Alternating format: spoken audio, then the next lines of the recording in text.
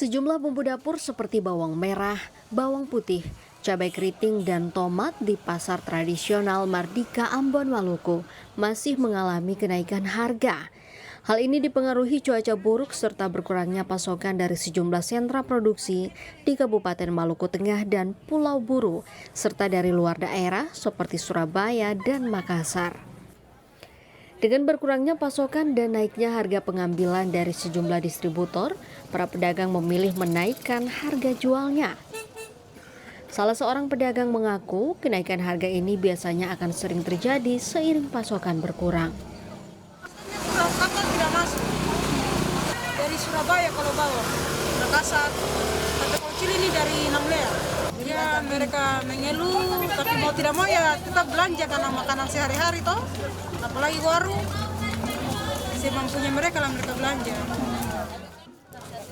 Menanggapi naiknya sejumlah komoditas pangan beberapa pekan terakhir, Kepala Dinas Pertanian Provinsi Maluku Ilham Tauda menjelaskan, pemerintah provinsi telah mengambil langkah-langkah strategis untuk pengendalian dan memastikan suplai produksi.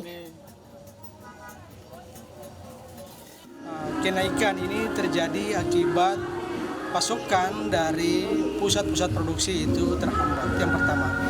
Nah, selain pasokan itu terhambat ataupun jumlahnya berkurang, yang pertama diakibatkan oleh faktor cuaca. Nah, faktor cuaca, hujan beberapa waktu terakhir ini, petani kemudian banyak yang menunda untuk panen. Yang kedua juga di buru misalnya ada beberapa jenis komoditas sayuran kita, cabai yang terindikasi ada serangan organisme pengganggu tanaman.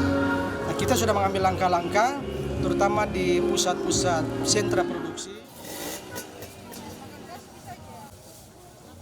Para petani juga diimbau untuk menyiapkan naungan sehingga meskipun di musim penghujan mereka bisa tetap produksi.